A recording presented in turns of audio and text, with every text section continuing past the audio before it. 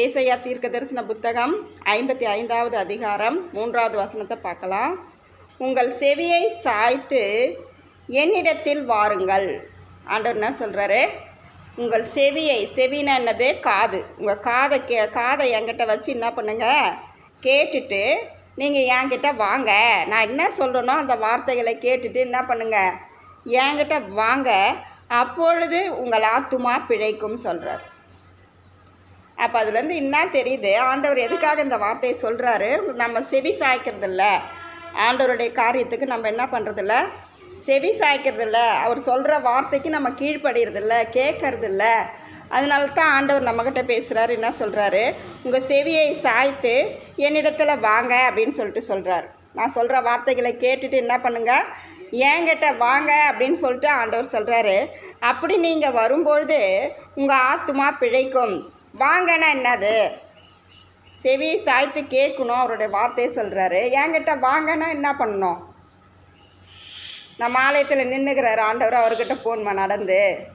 சொல்லுங்கள், என்கிட்ட வாங்க, என்கிட்ட வாங்கன்றார். வாங்கன்னா என்ன அர்த்தம்?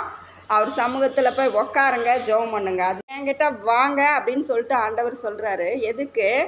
அவரிடத்துல, அவருடைய சமூகத்தில் வந்து சேருங்க, என்னோட கூட வந்து என் பாதத்தில் அமர்ந்து ஜெபம் பண்ணுங்க. அப்படி ஜெபம் பண்ணும்போது என்ன பண்ணோம்? உங்கள் ஆத்துமா பிழைக்கும்னு சொல்கிறார். அப்போ அவரிடத்துல நம்ம போகாத, அவரிடத்துல பாதத்தில் அமராமல், அவருடைய சத்தத்துக்கு செவி கொடாமல் நாம் இருக்கிறத தான் தேவன் என்ன பண்ணுறாரு அப்படி நமக்கு சொல்கிறார். அப்போ நாம் என்ன பண்ணணும்? அவரிடத்துல போகணும், செவி சாய்க்கணும், அவருடைய சித்தத்தை நம்ம செய்யணும்.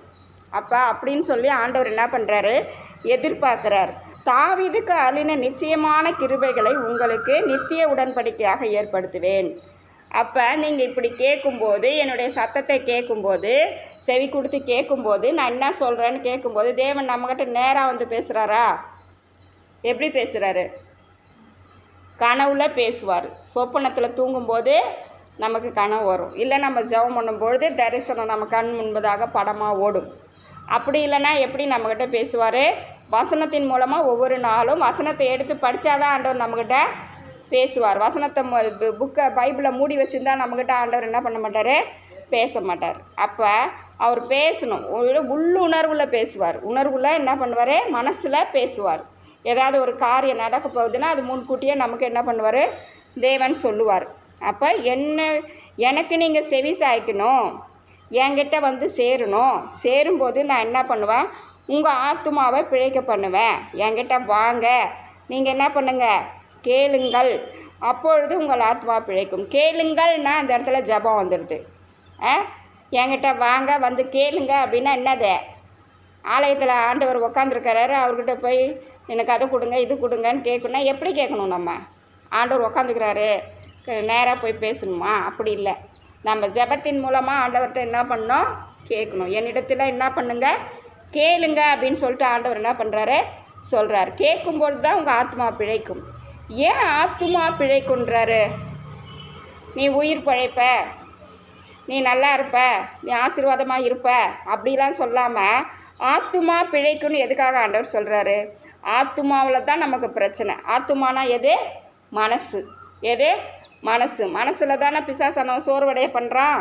மனசில் தானே பிரச்சனை வருது, போராட்டம் வருது.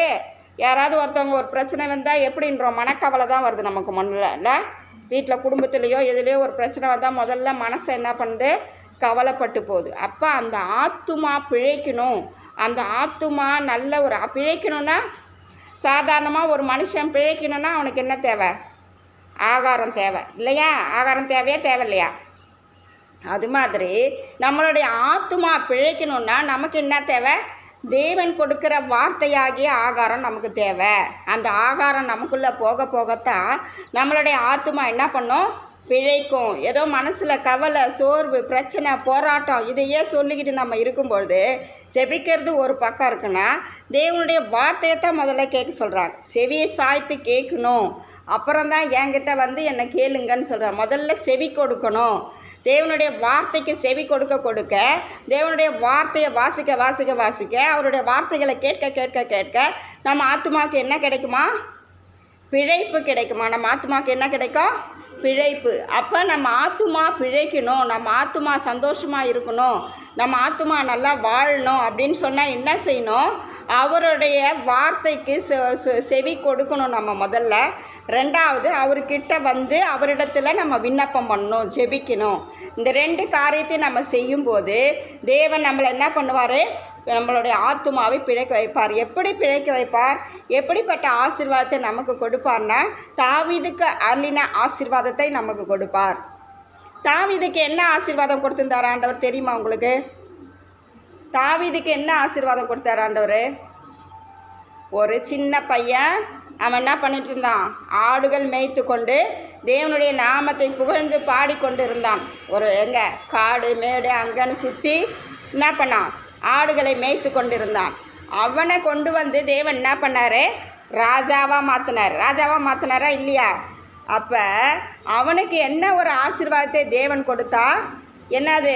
ஆடு மேய்த்த சிறுவனாக இருந்த அவனுக்கு ராஜா என்கின்ற ஒரு பொசிஷனை கொடுத்தார். அப்போ இதோ அவரை ஜனக்கூட்டங்களுக்கு சாட்சியாகவும் ஜனங்களுக்கு தலைவனாகவும் அதிபதியாகவும் ஏற்பட்டார். ஜனக்கூட்டங்களுக்கு சாட்சினா எப்படி அவர் சாட்சி வந்தது? கோலியாத்தை முறியடித்தார் இல்லை? அப்போ தன்னுடைய இஸ்ரவேல் ஜனங்களை அடிமை என்னை எதிர்த்து போராடி ஜெயிக்கிறவன் யாரோ ஜெயிக்கட்டும் வரட்டும்னு சொல்லி அவன் என்ன பண்ணுறான்? அவன் என்ன பண்ணுறான்? யுத்தத்துக்கு ரெடியாக நிற்கிறான். ஆனால் தாவீதுக்கு அவன் எப்படி இருக்கிறான்? உயரமாக இருக்கிறான், நல்ல ட்ரெஸ் பண்ணின்னு இருக்கிறான், யுத்த ஆடைகளை அணிந்திருக்கிறான், பட்டயத்தை கையில் பிடித்திருக்கிறான். ஆனால் தாவீதுக்கோ ஒன்றுமே இல்லை. ஆனாலும் அவர் என்ன பண்ணுறாரு? தைரியமாக அவங்ககிட்ட என்ன பண்ணுறாரு? போராட போகிறார், சண்டை போட போகிறார். அதாவது சேனைகளின் கர்த்தராகிய அவருடைய நாமத்தை அவன் என்ன பண்ணுறான்? அசட்டையாக பேசுகிறான். இஸ்ரவேல் ஜனங்கள் யாரை வணங்குறாங்க? ஏசப்பா வணங்குறாங்க. அவங்கள வந்து அசட்டையாக பேசுகிறான். உங்களால் ஒன்றுமே செய்ய முடியாது, என்கிட்ட சண்டை போடுறதுக்கு ஒத்த ஆள் வாங்கடான்னு சொல்லி என்ன பண்ணுறான்? அவன் கூப்பிட்றான். அப்போ தாவீது தேவன் அவரோடு கூட இருந்ததால், அவர் ஆடு மேய்க்கிற சிறுவனாக இருந்தாலும் அவங்க அண்ணன்கள்லாம் எங்கே இருக்கிறாங்க? யுத்த காலத்தில் இருக்கிறாங்க.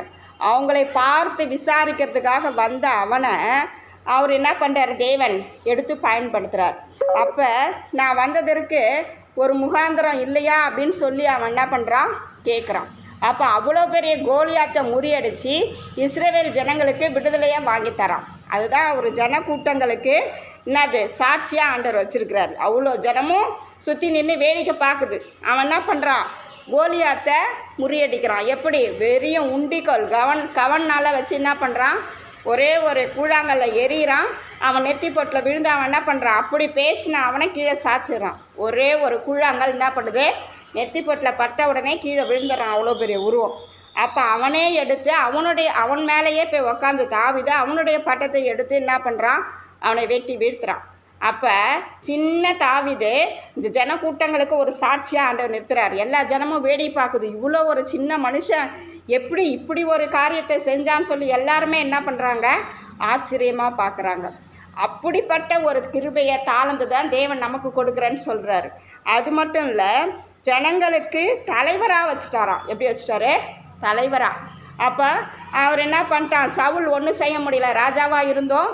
தாவீது வந்து இப்படிப்பட்ட ஒரு கோலியாத்தை வீழ்த்தி அந்த தேசத்துக்கு சுதந்திரத்தை, அதாவது அடிமைத்தனத்தில் நான் வச்சுருப்பேன், நீங்கள் தோத்துட்டிங்கன்னா உங்களை அடிமையாக வச்சுருப்பேன், நாங்கள் சொல்கிற தேவனை தான் நீங்கள் வணங்கணும்னு கோலியாத்து சொல்கிறான்ல. அப்போ அந்த அடிமைத்தனத்துலேருந்து நீக்கி ஜனங்களுக்கு விடுதலை வாங்கி கொடுக்குறான் தாவீது. அதனால் சவுலால் ஒன்றும் என்ன பண்ண முடியல. ராஜாவாக இருந்தும் அவனால் ஒன்றும் செய்ய முடியல. ஏன்னா தாவீதோடு கூட தேவன் இருந்ததால் ஜனக்கூட்டங்களுக்கு அவரை சாட்சியாக வைக்கிறாரு. ஜனங்களுக்கு என்ன பண்ணியிருக்கிறாரு? அதிபதியாய் அந்த தேசத்தை ஆள்றதுக்கு அவருடைய அந்த ராஜாவுடைய மகளையே என்ன பண்ணுறாரு? திருமணம் செய்து கொடுத்து அந்த தாவீதை என்ன பண்ணுறாங்க? உயர்ந்த இடத்துல வைக்கிறாங்க. அப்போ ஜனக்கூட்டத்துக்கு தலைவராகவும், ரெண்டாவது ஜனங்களுக்கு சாட்சியாகவும் யாரை தேவன் ஏற்படுத்துகிறாரு? தாவீதை ஏற்படுத்துகிறார். எதனால்? அவர் என்ன பண்ணுறாரு? எந்நேரமும் ஒரு மூலையில் போய் உக்காந்து ஆடு மேய்க்கிறன்ட்டு ஆடுகளை விட்டுட்டு அவர் தேவனோடு கூட நெருங்கி இருக்கிறார். அவருடைய சத்தத்தை கேட்குறாரு. அவரிடத்துல பேசுகிறாரு, பாடல்கள் மூலமாக அவரை துதிக்கிறாரு, அவரை ஆராதிக்கிறாரு. அதுதான் ஆண்டவர் சொல்கிறாரு, உங்கள் செவியை சாய்த்து என்னிடத்தில் வாருங்கள். வர்றது மட்டும் இல்லை, கேளுங்கள், அப்பொழுது என்ன பண்ணுங்க, உங்கள் ஆத்துமா பிழைக்கும்னு ஆண்டவர் சொல்கிறார். அப்போ நம்ம என்ன பண்ணணும், ஆண்டவருடைய வார்த்தையை காது கொடுத்து கேட்கணும். ரெண்டாவது என்ன பண்ணணும், நம்ம அவரிடத்தில் போகணும். மூணாவது அவரிடத்தில் கேட்கணும். முதல்ல தேவனுடைய வார்த்தையை கேட்கணும். ரெண்டாவது அவருடைய சமூகத்தில் தினமும் என்ன பண்ணணும், அமர்க்கணும். மூன்றாவது அவரிடத்துல கேளுங்கள்னா செபிக்கணும். 3 காரியத்தையும் நம்ம செய்யும்போது தேவன் நம்மளை என்ன பண்ணுவார், நம்மளுடைய ஆத்மாவை பிழைக்க பண்ணுவார். ஏன்னா ஆத்மாவில் தான் பிரச்சனை, போராட்டம், கஷ்டம், நிந்தை, வேதனை, கலக்கம் எல்லாமே நம்ம சரீரத்தில், கையில், காலில் எங்கேயாவது தாங்கிட்டு இருக்கிறோமா? நம்ம பிரச்சனையை கிடையாது. நம்ம பிரச்சனை எதில் தாங்கிட்டு இருக்கிறோம்? மனசில் தான் தாங்கிட்டு இருக்கிறோம். அந்த மனசில் ஒரு விடுதலை, ஒரு மனசில் ஒரு சந்தோஷம், மனசில் ஒரு நிம்மதி கிடைக்கணுன்னா நம்ம ஆண்டவருடைய வார்த்தையை காதால் கேட்கணும், அவர் சமூகத்தில் அமரணும், அவரிடத்தில் நம்ம என்ன பண்ணணும், விண்ணப்பம் பண்ணணும், ஜெபிக்கணும்னு சொல்லி தேவன் விரும்புகிறார். அப்படி செய்யும்போது நம்மளுடைய ஆத்மாவை பிழைக்க பண்ணுவார். அது மட்டும் இல்லை, நமக்கு இருக்கிற பிரச்சனை போராட்டம் நீங்கிறதோடு மட்டும் இல்லை, தாவீதுக்கு அருளின கிருபையை நமக்கு தருவார். தாவீது என்ன ஆடு மேய்க்கிற சிறுவனாக இருந்தவனை ராஜாவாக அபிஷேகம் பண்ணார் இல்லையா சாமுவேல். அப்போ ராஜாவாக மாற்றினார் தேவன். அது மட்டும் இல்லை, அந்த கோலியாத்தை முறியடித்து ஜனங்களுக்கு என்ன பண்ணியிருக்கிறாரு, ஒரு சாட்சியாக மாற்றிருக்கிறார் தேவன். அது மட்டும் இல்லை, ஜனங்களுக்கு அதிபதியாக தேவன் என்ன பண்ணியிருக்கிறாரு, அவரை வைத்திருக்கிறார். அப்போ நாமும் கூட நம்ம வாழ்க்கையில் தேவனுடைய வார்த்தைகளை கேட்டு நம்ம அதன்படி நடக்கும்போது, நம்ம அவருடைய பாதத்தில் அமர்ந்து ஜெபிக்கும்போது நம்மளுடைய ஆத்மா பிழைக்கிறது மட்டும் இல்லை, நமக்கு இருக்கிற பிரச்சனைகள் போராட்டங்கள் மறையிறது மாத்திரமில்லை, நம்மளை தாவீதை போல அவருடைய கிருபையை கொடுத்து நம்மளை என்ன பண்ணுவார், தேவன் ஆசீர்வதிப்பார். நாம் எந்த காரியத்தில், எந்த தேவையில், எந்த காரியத்துக்காக நம்ம நிற்கிறோமோ கேட்குறோமோ அந்த காரியத்திலெல்லாம் தேவன் நம்மளை என்ன பண்ணுவார், ஆசீர்வதிப்பார். ஜெபம் பண்ணலாமா? ஸ்தோத்திரம் ஆண்டவரே, நன்றியோடு கூட துதிக்கிறோம் அப்பா. அந்த வேலைக்காய் நன்றி செலுத்துகிறோம் அப்பா. இந்த வசனத்தின்படி ஏசாயா 55:3 வசனத்தின்படி ஆண்டவரே, நாங்கள் உம்முடைய சத்தத்துக்கு செவி கொடுக்கணும் ஐயா, உம்முடைய பாதத்துக்கு வரணும், நாங்கள் அப்பா உம்முடையத்தில் கேட்கணும் ஆண்டவரை, அப்பொழுது எங்கள் ஆத்மா பிழைக்கும் என்று சொல்லியிருக்கிறீங்க ஆண்டவரை. அது மட்டும் இல்லை, தாவீதுக்கு அருளின கிருபைகளை எங்களுக்கு தருவேன் என்று சொல்லியிருக்கிறீங்களா ஆண்டவரை. அப்பா அதற்காய் நன்றி செலுத்துகிறோம். இந்த வசனத்தின்படியாய் நீர் எங்களை ஆசீர்வதிக்கும்படிக்காய் செபிக்கிறோம் ஆண்டவரை. அப்பா உமக்கு கோடி கோடி சோத்திரத்தை ஏறெடுத்து படைக்கிறோம் அப்பா. நீர் அப்படி செய்ய போகிற கிருபைகளுக்காய் நன்றி செலுத்துகிறோம் ஐயா. அப்பா சோத்திரம். ஜனங்களுக்கு அதிபதியாக ஆண்டவரே, ஜனங்களுக்கு சாட்சியாக அப்பா தாவீதை நிறுத்தினீரே, அப்படியா எங்கள் ஜனங்களுக்கு, எங்கள் சொந்த ஜனங்களுக்கு, நாங்கள் இருக்கிற அக்கம் பக்கத்து வீடுகளுக்கு அப்பா எங்களை சாட்சியாகவும் எங்களை அதிபதியாகவும் மாற்றும்படிக்காய் செபிக்கிறோம் ஆண்டவரை. இந்த வசனம் எங்கள் வாழ்க்கையில் கிரியை செய்ய வேண்டுமாய் செபிக்கிறோம். எங்கள் ஆத்துமாவை பிழைக்க பண்ணுகிற தேவன் நீராய் இருக்கிறபடினாலே உமக்கு நன்றி செலுத்துகிறோம்.